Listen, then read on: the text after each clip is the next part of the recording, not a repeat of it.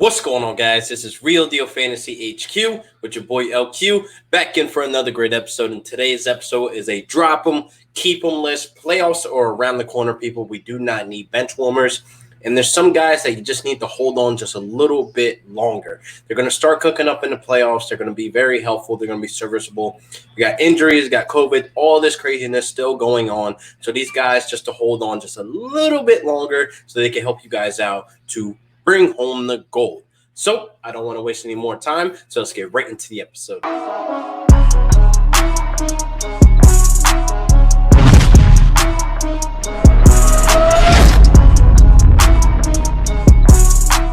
So this is a drop 'em, keep 'em list. This is basically a list of guys that need to just be let go. You've been holding on to them for a little too long. We're about 11 weeks into fantasy football where you need to just let go. Pull the Band-Aid off, drop them. I can't tell you who to go pick up because I do not know who's available in your league. So don't be running down to the comments or hit me up on Twitter, Instagram, Facebook saying, hey, man, you didn't tell me who to pick up if I'm dropping this guy. That is 100% on you because I do not know who's available in your league. So it's basically a drop and keep 'em list. Now, the keep 'em are basically guys that are a lot of people are giving up on. A lot of people have been getting burned the last couple of weeks, or they showed some life last week in week 10. So these guys are going to be cooking up. You need to just wait on a little bit longer. They're going to be serviceable. They're going to be very valuable to you guys when it comes to playoffs. So to get into it right now. So first up, obviously, people are giving up on Jonathan Taylor. So here's the thing about Jonathan Taylor, man. It's very frustrating to put him in starting lineups. It's very frustrating to see him taking splits between Hines and Jordan Wilkins and key red zone areas where he should be in. There's times where, they're giving the ball on the goal line. He doesn't get it in. Then they put in Nyheim Hines. He punches in. He actually just walks in. And I don't know if it's beef with the O-line. I don't know if it's beef with the coaches. I just do not know about Jonathan Taylor. And I can't rely on him putting him into my starting lineups week after week after week to only see him get snap shares. He's only at 36% 1 week, 40% 1 week, 59%, which is good, 68%, which is great. But those games, he's splitting those times with Nyheim Hines and Jordan Wilkins. So therefore, he is very touchdown dependent for him to put up fantasy relevant points. Now, if he's splitting all this time, like the last 3 weeks we've seen, he's been going downhill since Nyheim Hines has become a thing. Those 68%, 50% were the first 4 weeks of the season. Now, the last 4 weeks, we got 33%, 31%, 24%, and then 59%. And then he had the bye weeks. That's week 6. So it's kind of like, come on now. We can't sit here and keep on relying on this guy to basically help us, win weeks, and then he's actually killing us when we got guys that are sitting on the bench that are either exploding or putting up more points than him, which is not saying a lot because the last 3 weeks, what he put up? 5.7 points in PPR formats. He put up 8.4 points in PPR formats and also 5.1. And then, like I said, week 7 was the bye week. And then Cincinnati, week 6, he put up fantasy relevant points. But again, since Nyheim Hines and Jordan Wilkins become a thing to where they're cutting into his carries, cutting into his snap opportunity, taking targets out of the backfield from him, it's very frustrating. We thought Marlon Mack being injured, this was max touches. This was Jonathan Taylor's season, top 10 running back in PPR, standard, whatever. It didn't matter, but we are getting fucked on this, honestly. So it's to the point now I cannot rely on him. Him being on my bench for the rest of this season doesn't help at all either when I can have another guy to come in to take his spot. Honestly, this was hard for me to put him on the drop-in list, but I am dropping Jonathan Taylor. Like, I have no desire to have him in my starting lineups. You know what I mean? And watch he blows up this week, and then, he puts me to bed. But it doesn't matter. This is very wishy-washy. There's last 3 weeks, a lot of people took losses because of him, solely because of him. Like, if you look at Twitter, the feed, what the fuck, JT? What the fuck? Colts, why are you doing this to him? Because people are losing weeks because of him.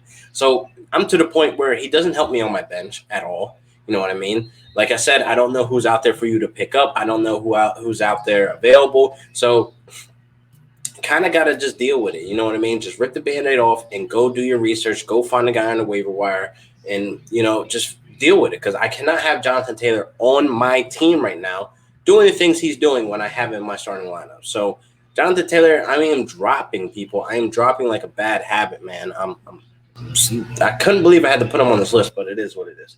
Next up, Man, oh man, I don't know why you didn't already do this, man. Le'Veon Bell.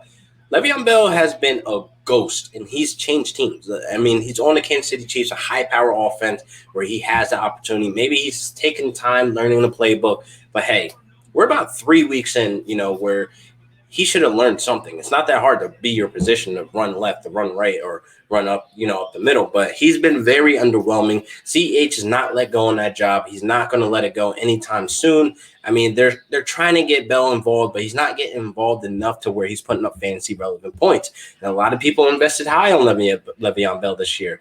Highest round I see him go was the 4th round, which is way too high for any Jets player. You know what I mean? So we already knew what it was with him. But now he's on a high-power offense with Patty Mahomes. But he has this rookie stud in front of him that doesn't look like he's, tapping the brakes for him to actually take, the lead or take some of the touches, because it's like, man, seeing Le'Veon Bell with 33% of snap opportunity in week 7 and then, against the Jets' revenge game, only 26%, only 6 rushing attempts, 7 yards, 1.2 yards per carry in that game. Not looking good as a great revenge game. Then, against Carolina, where, he was set up for success. Carolina's still having trouble stopping the run. Puts up nothing. Puts up 1.3 points. You know what I mean? So burning a lot of people. I don't see him helping you out on your bench. I don't see him helping you in starting lineups. We haven't seen anything. I mean, they had a bye week last week. Let's see if he can get something against the Raiders, which I probably doubt he can. You know what I mean? Even with the Raiders, entire starting defense probably going on the COVID list. I don't see much coming out of Le'Veon Bell. I don't see anything fantasy relevant happening in the playoffs for Le'Veon Bell either. So he has Denver, he has Miami, he has New Orleans, the 3 weeks of the playoffs if your playoffs start week 14. Not really, comforting to have Le'Veon Bell on my starting lineup or in my bench. It's time to rip that Band-Aid off.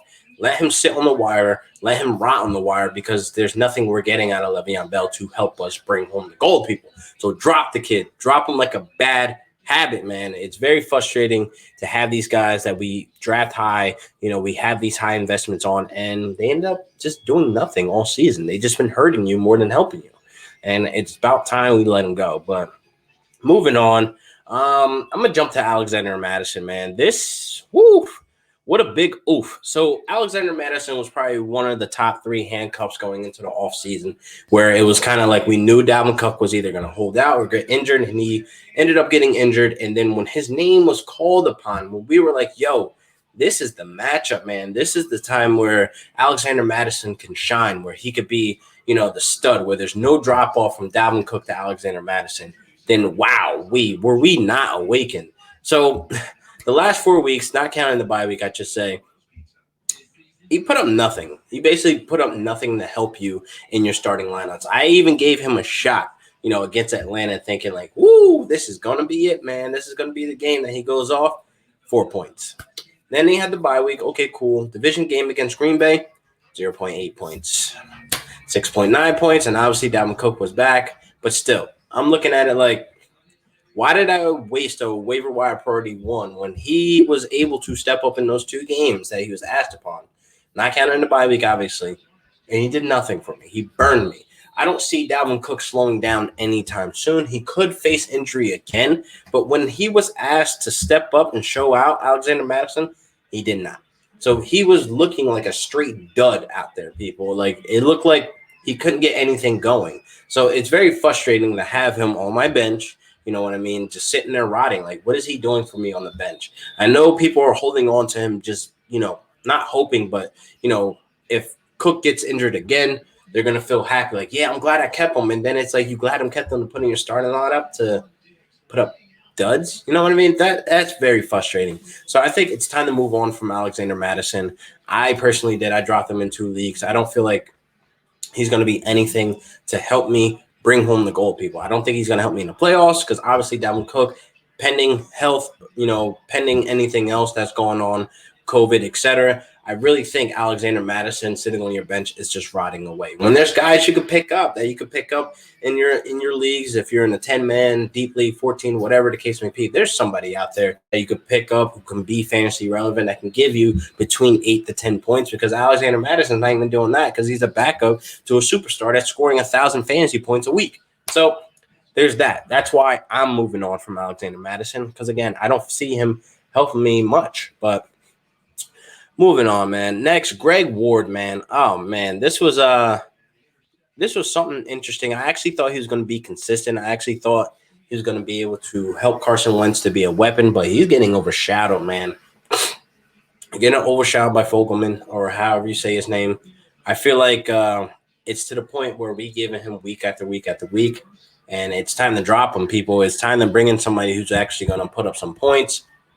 Again, he puts up semi-fantasy points. He puts up like wide receiver 3, maybe like a flex, with 8 points and then 4.2 points. I did like his game against the Giants. He put up 15.2 points, which is cool. But before that game, 3.9, then 12 points, then 7 points.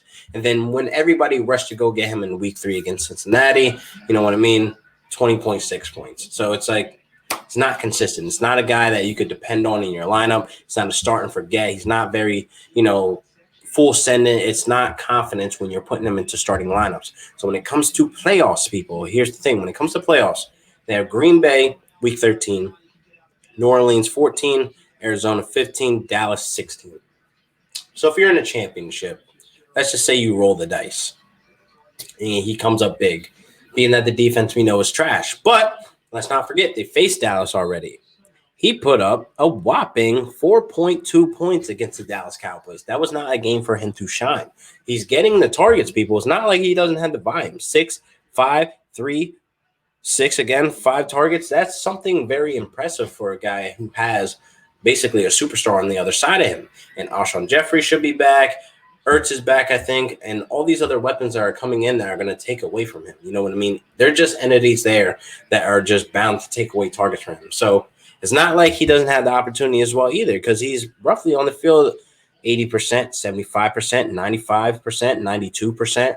Just this last game, he was only on the field for 63%, but still, he has more opportunity than a lot of other wide receivers. So I just don't feel like he's another guy that can help you out. So I'm dropping him off basis that, the wide receiver waiver wire is pretty deep. You know what I mean? Every other week we find a guy that's actually popping off, being consistent. Like, look at Michael Pittman coming from injury. He was sitting on the waiver for the last 3 weeks. You know what I mean? He came in and popped off. So that's maybe an option. Maybe he's still available in your league, which I highly doubt. But if he is, I will pick him up and drop Greg Ward if you got him. So there's that. So moving on again, Austin Hooper.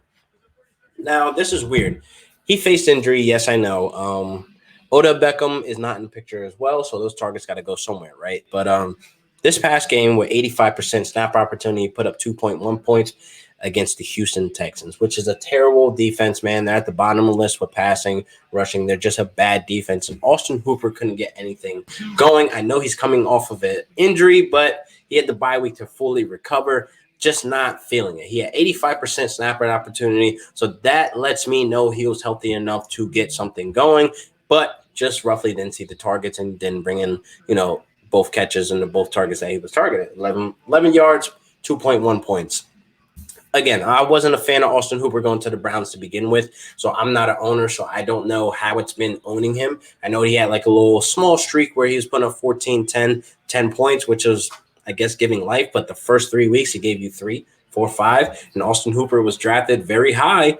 I would say as high as like the 6th, 7th round, which is high to me for a guy who just went to the Browns. So there's that. I mean, I'm moving on from just for the simple fact there's other tight ends that get more volume than him, like Logan Thomas. Again, I hate that I'm telling you somebody to pick up who's possibly not available, because, again, I don't know who's available in your league, so I'm going to stay away from that. But what I'm saying is there's guys out there who are getting volume, who's cooking up, who's actually getting the targets, who's actually, making, yak yards, who are actually seeing the end zone, et cetera, et cetera. There's a lot more options out there, and I feel like Austin Hooper when it comes to the playoffs. Now, his playoff schedule. Week 13, again, if you're in the leagues where week 13 is your week 1, Tennessee, week 14, Baltimore, Giants, and then the Jets. So I like his last 2 games against the Giants and Jets, but it's like you're not going to just fly through, the round 1 and round 2, and then the championship, you have these good matchups. You have to make it there first. That is my point. These guys need to help you get there. They need to help you when you do get there. And the guys that I'm listing off, I don't see them helping you when you are there or trying to get there. So that's why I'm dropping Austin Hooper. I think Baker, they could get something going this week. They have the Eagles, and I think that, he'll put up some life, but if not, it's time to just hit the axe. He was the only one that I put a question mark next to. He wasn't a full send drop him, but it's to the point where I can go to the waiver wire and get somebody else, or I have somebody else stashed to where it can overshadow Austin Hooper. So if you had to ask me right now, Tyler Higbee or Austin Hooper, I'm taking Tyler Higbee every single time. So that's where I'm at with it. Not saying Tyler Higbee should be available on the wire, but he's also another guy that I had in question. He was actually a guy that I was going to put in for Austin Hooper to actually drop. So there's that. So moving on. My last but not least, man, God damn it. I hate talking bad about my guys, but Jared Goff, man, he is not looking good, man. He's QB 19 right now. I said when facing Seattle, being that we know Seattle against the pass is very bad, we've seen what Josh Allen did to him, put up tons of yards. Josh Allen putting up 43 fantasy points, which is great. But I said it shouldn't be a full send because we don't know how it's going to look. Jared Goff in a division game against pressure looks like shit. Possible interceptions, no touchdowns, which was a possibility. It's a division game. It's a must-win game, and the pressure's on Jared Goff. He's looking very sloppy at times. I mean, he did top 300 yards, which is cool. You know what I mean? But 0 touchdowns. So what did he give you when it comes to fantasy? 9 points. Some leagues, he give you 11 points. That's not something I want from a quarterback. Not from a quarterback with a great matchup against a team that we've seen struggle for the past 9 weeks against the pass. So he was set up for success. I mean, he struggled against Miami for only 10 points. He struggled against Chicago with 15 points. He struggled against San Fran, another division game, 15 points. And it's like, come on, man. This is not something that I want to see from my quarterback. This is not something as a fan I want to see from my quarterback. And I look at his schedule leading up to the playoffs. I look at his schedule in the playoffs. I'm not a big fan of it. You got Week 13 Arizona division game. You got the Patriots Week 14, Jets Week 15, and then Seattle again Week 16. So these are all matchups I'm not big fans of for Jared Goff because the simple fact you're looking between 20 to 25 points when it comes to your quarterback. I'd rather pick up Kirk Cousins because Kirk Cousins can pop off for a nice 30-pack, here and there. But it's like Jared Goff, you're getting 15 points. You're getting 9 points. You're getting 10 points. You're getting games where he's not putting up no touchdowns, where all the running backs are taking the touchdown. So it's like they drive to the red zone and then the running backs get max touches there. They don't really take shots to the end zone when it comes to Jared Goff. So, again, there's probably plenty of other guys that are on the wire for you. There's plenty of other guys that you could probably trade for. I know my trade deadline is in 2 days, so by the time you see this, it'll be in 1 day. So a lot of leagues that are, late on the trade deadline or it's already happened, you're basically asked out. But Jared Goff, man, I'm dropping for the simple fact I can't see him helping me get to the playoffs, especially for teams like me that are 6-4, that can't take another loss, that needs to win out these next couple weeks. And I do not think or believe as my QB1 can be Jared Goff. So he has to be dropped at all costs at this point. So I think I've basically covered most of the main guys. There's probably plenty of other guys out there that you're probably holding on to a little too long. You know what I mean? And they're just sitting on your bench or you just being an asshole and just keep starting them and they keep burning you. And it's like you don't learn your lesson. But there's plenty of other guys out there. And I think these are the main guys that a lot of people are just holding on for dear life, which is understandable because you make these investments in these players and you look at their draft costs and what you had to give up or you traded for it, et cetera, et cetera. There's a lot of things that go into that. But I think a guy that is worth keeping, you know what I mean? He's been on the bubble. He leads the league, or is he's top 3, top 2, not 2 with interceptions. It's Carson Wentz. He has his struggles. He had a couple of his games where we were like, what the fuck are you doing, Wentz? But there's times where I look at Wentz and he puts the team on his back. He puts the team on his back, and I mean that he makes decisions that are the right decision. But he also has that other side of the coin where he makes decisions that aren't the right decision. He is looking like the problem for the Eagles right now. They might end up, drafting a quarterback next year. They might end up firing Doug Peterson. I don't know what's going to happen. But right now, he's QB 15, and he has more games above 20 points than Jared Goff. That's the only comparison I can say where Wentz is better at in fantasy. So I think Wentz can actually help you get some points, get some wins, and help you get to the playoffs and help you in the playoffs. So these next couple of weeks, he has Cleveland, he has Seattle, he has Green Bay. Green Bay might be a little struggle, but still, I like Cleveland and I like Seattle these next 2 weeks for teams that are in a must-win situation. And I definitely like the playoffs. The playoffs, week 1, he has New Orleans. Might be tough, but I think they can air the ball out, and I think he can find a way to find the end zone.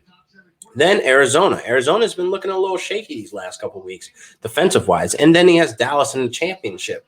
That is what I'm talking about, man. This is the schedule that we kind of need. But the only thing is, with Dallas game, you might have to play it, a little safe. And if you have another quarterback, stash or anything like that. Against Dallas, he didn't look too good. He only put up 8 points. And again, this is a division game. I chalk it up to a division game. You play twice a year, every year. They know what your tendencies are. They know what you're doing. They really don't have to do much studying unless you made drastic changes to the team, which the Eagles haven't. They actually gotten worse. The wide receiver core is still trash. The O-line's been looking kind of suspect, et cetera, et cetera. Miles Sanders dealing with injury, COVID, a lot of shit going on this year with the Eagles. And I feel like he's still being able to put the team on his back.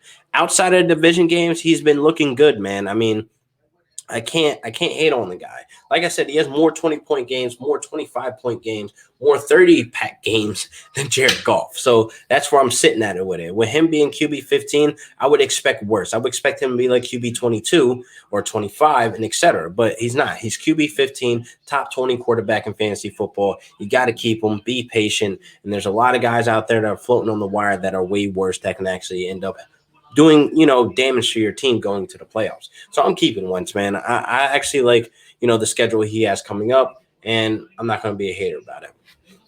Next up, Gio Bernard. Now, a lot of people are seeing that Joe Mixon is day-to-day, which is cool, but we know Joe Mixon is not going to be healthy again. So I do like that when Gio Bernard stepped in when Joe Mixon went down. He was able to put up 20 points back-to-back weeks. That was against Cleveland, and that was against Tennessee. Then he had the bye week, came back from bye week. Pittsburgh, you can't run the ball in Pittsburgh.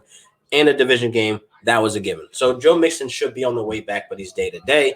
But I like keeping Gio Bernard for the simple fact we don't know the health status completely with Joe Mixon. He hasn't touched the field yet. So I can't say – Gio Bernard is irrelevant now because Joe Mixon is back. Joe Mixon can go down as well. But we've seen Gio, step in and be able to put up fantasy points, be able to help you win. And I feel like he's a good addition to your team, even though he's on your bench or he's in your flex. Ooh, excuse me. I usually don't do this in one take, but it looks like this was going to be. This is going to be the episode I do it in one take. But moving on, Gio Bernard, I definitely want to keep stash. He is very productive when it comes to him stepping up. 15 attempts against Tennessee, which was actually, a little surprising. They threw the ball less to him, but that's the way the game was going. He had a receiving touchdown and a rushing touchdown, so 22 whopping points. He can get it done through the air. He can get it done on the ground. That is something I'm very confident in. He's not a one-way ticket. So I definitely like that, Joe Mixon's day-to-day. But, again, Gio Bernard, he's definitely a guy I want on my bench, to help me out in the playoffs, his playoff schedule as well. Again, if you start week 13, he has Miami, Dallas, and then Pittsburgh. That's the one that I do not like. And then the championship, week 16, he has Houston. I do not like, the Pittsburgh game because, again, the division game, and they actually locked them up. They limited them, and it was very game scripted. Burrow was doing his damn thing. Shout out to Burrow. I think he's in the talks of Rookie of the Year. Well, yeah, Rookie of the Year. But, yeah, man, I got to keep Gio on board. It's definitely something that I need to have stashed where it's like, what? Panic mode. Somebody just got COVID. Somebody just got injured. Blah, blah, blah. I need Gio in because he's going to put up points. So moving on. Next guy, Jimmy Graham. Now, I know a lot of people were very disappointed in Jimmy Graham last week. I know a lot of people were screaming on Twitter, I need to drop Jimmy Graham to go pick up somebody else. I mean, he was a big letdown in that game, but Jimmy Graham is getting the volume, people. That volume is key here. Now, I like Jimmy Graham and Foles. They're building a little rapport, they're building up a little connection, but Jimmy Graham has touchdown, dependency. He has the ability to make big plays, et cetera, et cetera. But I'm liking the games where week 6, he had 8 targets. I like week 7 against the Rams, he had 6 targets. And then next week, he had New Orleans, he had 7 targets. And then Tennessee had 6 targets. And then the game that he just bombed, he only had 2 targets, 0 catches.